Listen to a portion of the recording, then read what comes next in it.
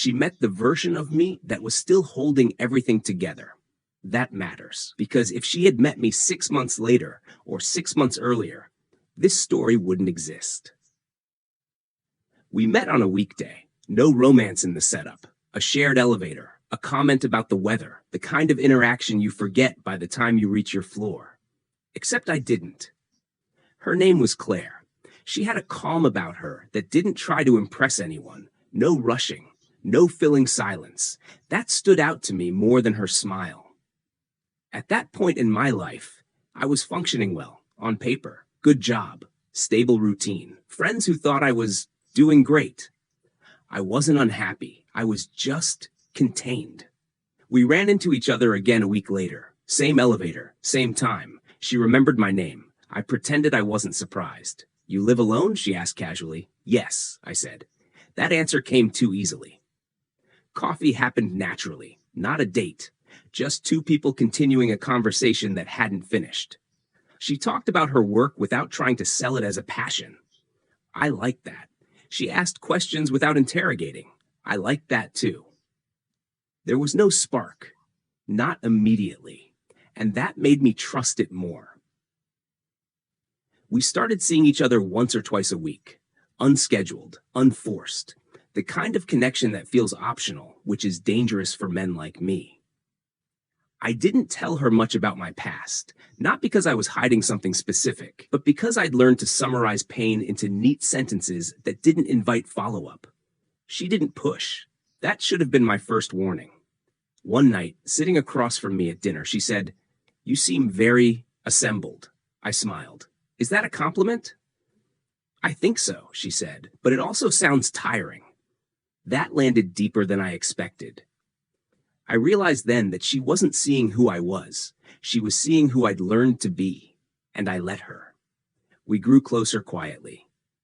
Shared mornings, shared silence, the kind of physical closeness that feels earned, not urgent. She felt safe. I felt in control. That difference matters too.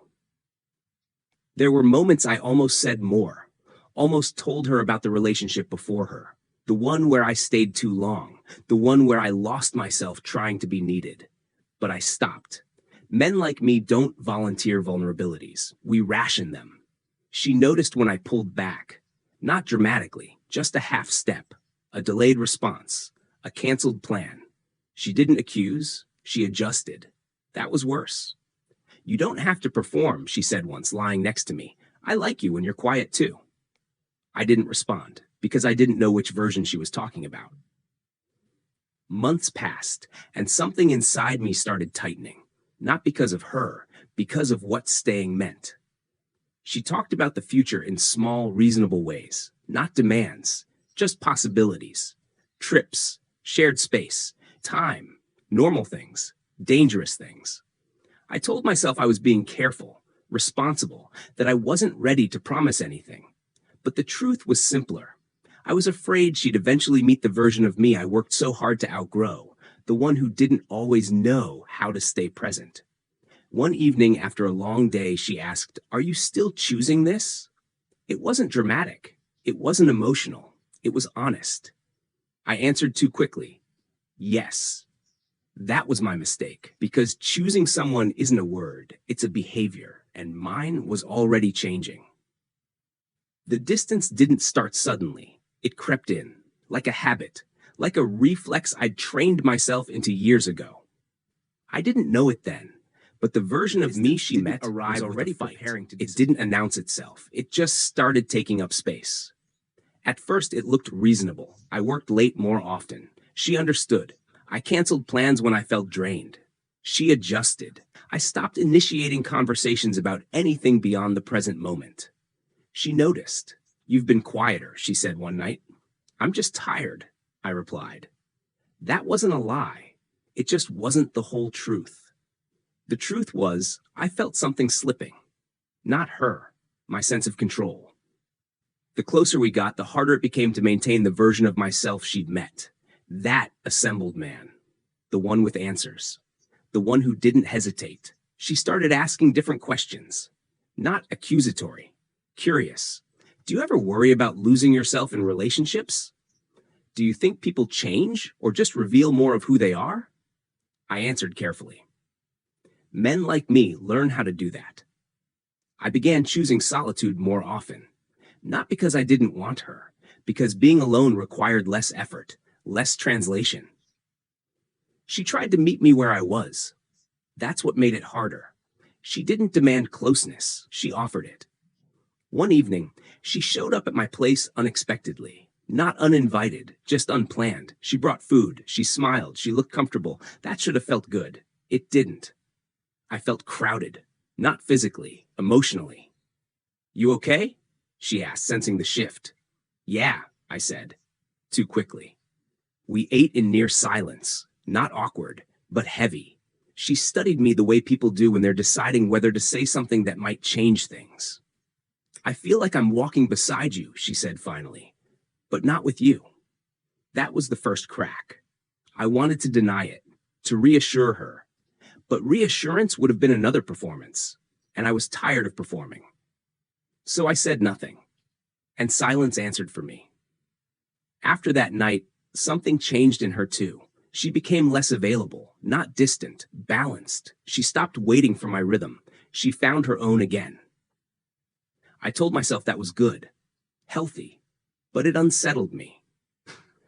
The version of her that adjusted to me was easier to manage. This version didn't orbit me. She stood beside me, and sometimes ahead.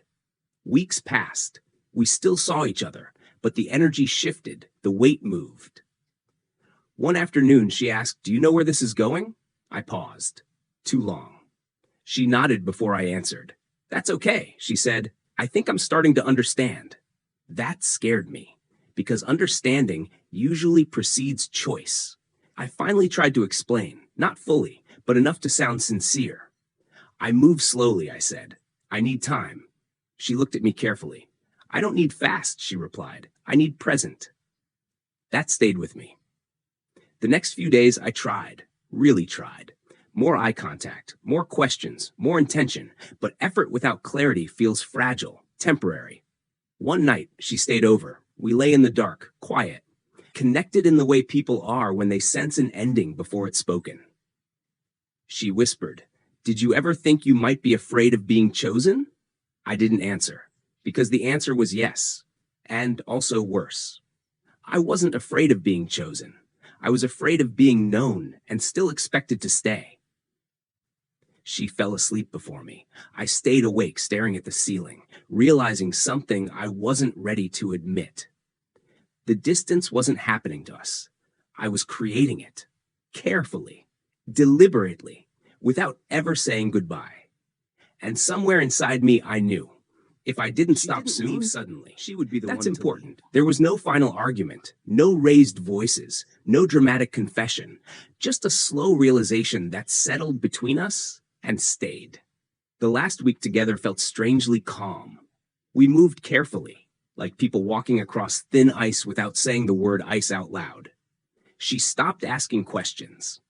That's when I knew. People don't stop asking because they stop caring. They stop because they've started deciding. One evening, she came over with nothing in her hands. No bag, no food, no plan. She sat across from me and didn't rush to speak. "I think I need to tell you something," she said. I nodded. I was already bracing. "I don't feel chosen," she continued.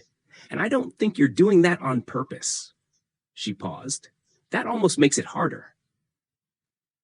I opened my mouth, closed it. I wanted to explain the complexity, the fear, the past, the internal negotiations. But explanations don't build presence. They just delay accountability. "I don't think you're a bad person," she said gently. "I just don't think you're available in the way this requires." That word again. Available. She wasn't angry. That was the part that hurt the most. Anger would have meant there was still something to fight for. This felt resolved. "I kept waiting for you to step forward," she said. "Not rush, just step." She looked at me. "And you never did." I finally spoke. "I didn't want to lose myself," I said. She nodded slowly. "I understand," she replied, "but I didn't want to lose myself either." That was it. No villain, no winner, just two people protecting themselves in different ways. She stood. I stood too, out of habit, out of respect, out of not knowing what else to do. The goodbye was simple, a hug that didn't linger, a moment that didn't rewind. She walked out without looking back, not because she didn't care, because she already had enough. The apartment felt louder afterward, not emptier, just honest. Days passed, then weeks. I replayed everything, not the fights, the silences, the moments where I chose comfort over courage, control over closeness. I realized something uncomfortable. I hadn't lost her because I was broken. I lost her because I was unfinished and unwilling to let someone see that. Months later, I ran into her again. By chance. She looked steady, rooted, like someone who trusted herself now. We talked briefly, politely. She smiled the way people do when they're no longer carrying unanswered questions. Before we parted, she said something quietly. "I hope you don't disappear next time." I nodded. "I hope so too," I said. And for once, I meant it without fear. That night, alone, I understood something I hadn't before. Some people don't come into your life to stay. They come to show you the cost of not showing up. She didn't leave because I wasn't enough. She left because I didn't choose to be present. And presence isn't a feeling, it's a decision. The version of me she met was assembled. The version she left was exposed. And the version writing this is finally learning how to stay.